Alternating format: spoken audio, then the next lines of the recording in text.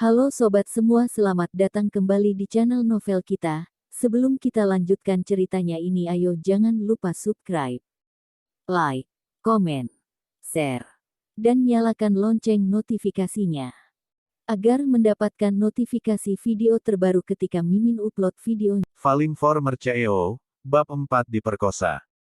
Lucia Tong tersenyum sejenak, jelas-jelas merasa sedikit sakit, wajahnya mulai sedikit memucat, bahkan bibirnya pun begitu. Olivia Jian pernah bilang, pertama kali melakukannya akan terasa sangat menyakitkan, tapi dirinya tidak pernah menyangka akan sesakit ini. Tapi meskipun merasa sakit, dia tetap saja harus tersenyum. Karena Olivia Jian pernah bilang, nantinya akan terasa nikmat setelah rasa sakitnya berlalu. Ini bagaikan berlari maraton di masa sekolah, setelah bertahan hingga rasa lelah yang memuncak sudah berlalu, perasaan saat berlari selanjutnya akan terasa nikmat. Kecocokan kolaborasi pergerakan antara mereka berdua seakan-akan mulai semakin membaik, semakin lama semakin berselaras, rasa nikmat ini membuatnya melupakan rasa sakit dikhianati. Ruang di bagian tempat duduk bagian belakang terlalu sempit, sang pria langsung menggendongnya berbaring ke rumput. Tubuh sang pria samar-samar memancarkan aroma mint, dan berbaur dengan aroma rumput, membuat orang merasakan kenikmatan yang sulit dijelaskan. Saat Lucia Tong bangun, hari sudah malam. Dia menyadari dirinya sedang tidur di tempat duduk mobil barisan belakang. Tubuhnya diselimuti oleh jaket orang itu, sang wanita segera turun dari mobil, sekujur tubuhnya merasa sangat pegal dan nyeri, tapi hatinya malah merasa senang. Lucia Tong menyadari mobil biru itu tepat berada di samping. Saat mendekat dan melihat ke dalam, sang pria kelihatannya pun telah tertidur. Sang pria hanyalah pasangan seks semalamnya saja, hal ini seharusnya berakhir sampai di sini.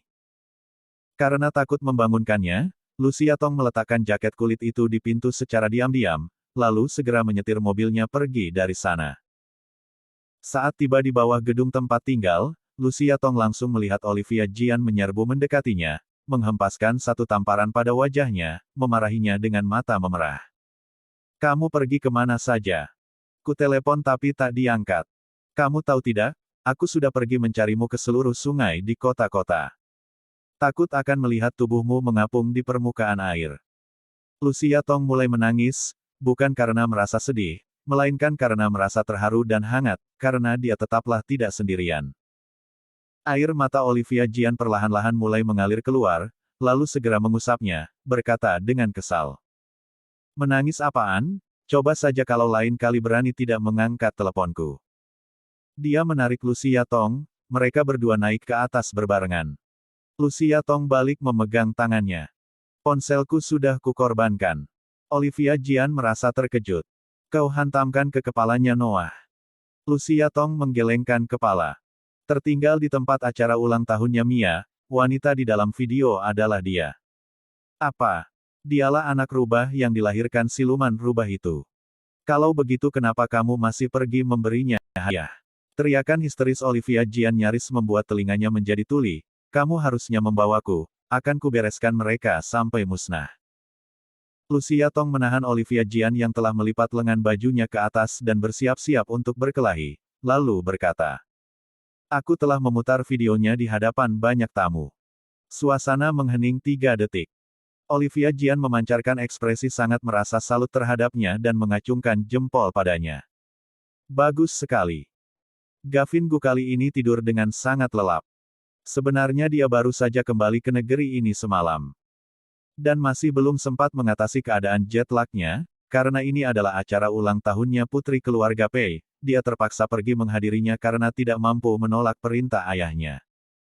Dia awalnya ingin melakukan sesuatu untuk membuat Mia Pei menyerah.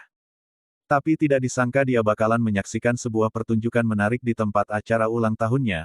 Oh iya, dia bahkan bertemu dengan pemeran wanita utama itu. Gavin Gu tiba-tiba menjadi sadar. Cahaya matahari terasa sedikit menyilaukan. Sang pria menyipitkan matanya sedikit. Meraba-raba mencari gagang pintu mobil. Lalu mengeluarkan kepala, Daniel Lan yang berjubah putih memegang senter dan mendekat, secercah cahaya langsung menyinari matanya Gavin Gu, sang pria spontan mengangkat tangan menutup matanya. Apa yang kamu lakukan? Kenapa kamu datang? Saat melihat penampilannya yang seperti ini, Akhirnya Daniel Lan menurunkan senter, tertawa jahil dan berkata, "Semangatmu saat berbicara sangat penuh, kelihatannya tidaklah kenapa-napa. Aku melihat kamu semalam tidak kembali ke rumah. Divisi teknologi melacak mobilku. Katanya berada di sini, makanya aku langsung bergegas datang. Tes-tes, setelah berkemudi kanan bertahun-tahun di luar negeri, penurunan tingkat kemampuan menyetirmu malah langsung begitu drastis." Setelah mengatakannya, Daniel Lan pergi memeriksa mobilnya dari depan hingga ke belakang. Gavin Gu menuruni mobil dengan kening berkerut, kakinya langsung menginjak jaket kulit di tanah secara tak sengaja, mobil silver itu sudah menghilang, dia mengerutkan kening. "Kamu langsung bergegas datang kemari." "Iya, karena mengkhawatirkanmu. Kenapa tidak membangunkanku?" Dia membungkuk memungut jaket kulit. Daniel Lan merenung dengan serius, lalu berkata, "Aku melihat bagian ekor mobil sudah tertabrak sampai seperti ini. Dan kamu pun tidak berkutik sedikit pun. Makanya sedang merenung bagaimana caraku menjelaskannya pada ayahmu dan meloloskan diri dari tuduhan kalau kamu sampai terluka parah." Saat menoleh, Daniel Lan langsung menyadari kemeja Gavin Gu yang terbuka karena tak memiliki kancing. Dia merasa terkejut, ada apa ini? "Kamu dirampok. Diperkosa." Gavin Gu tertawa dingin sejenak, lalu memakai jaket kulit dan berjalan dengan langkah cepat. "Hah?" Daniel Lan melongo, saat melihat dia sudah pergi, Daniel Lan segera mengejar, "Kamu jangan pergi, bagaimana dengan mobilku?" Gavin Gu tidak menoleh. Fisik mobil ini sudah hancur, sangat memalukan kalau menyetirnya di jalanan, suruh orang mendereknya saja. Daniel Lan pergi mengejarnya dengan perasaan tak berdaya. "Kuperingatkan kamu, kamu harus mengkompensasikannya." Gavin Gu tetap tersenyum. Membahas tentang uang akan melukai perasaan. "Kamu." Daniel Lan kesal, tapi tiba-tiba teringat akan sesuatu. "Oh iya, apa maksudmu dengan diperkosa?" Di pinggir jalan, terparkir mobil Bentley hitam, Gavin Gu tidak berkata apapun lagi, langsung masuk ke bagian tempat duduk pengemudi. Daniel Lan menyelinap masuk ke tempat duduk belakang dan berbaring.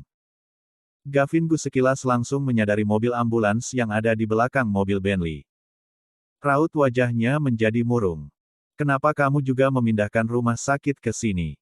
Daniel Lan tersenyum jahil. "Awalnya aku juga berpikir seperti ini." Gavin Gu melototinya sekilas, Daniel Lan langsung memancarkan senyuman. "Hanya sekedar berpikir saja, hanya begitu saja." Tepat pada saat ini, ponsel yang ada di tempat duduk samping pengemudi berdering. Gavin Gu meliriknya sejenak, berkata sambil mengerutkan kening. "Kapan ganti ponsel baru?" Daniel Lan segera berkata, "Ponsel ini kutemukan di bawah mobilmu semalam. Oh, pemilik ponsel ini adalah orang yang membuat keributan di acara ulang tahunnya Nona Pei." Dia. Bola mata Gavin Gu menyusut kecil, mengambil ponselnya dan mengangkat panggilan. "Bersambung. Titik."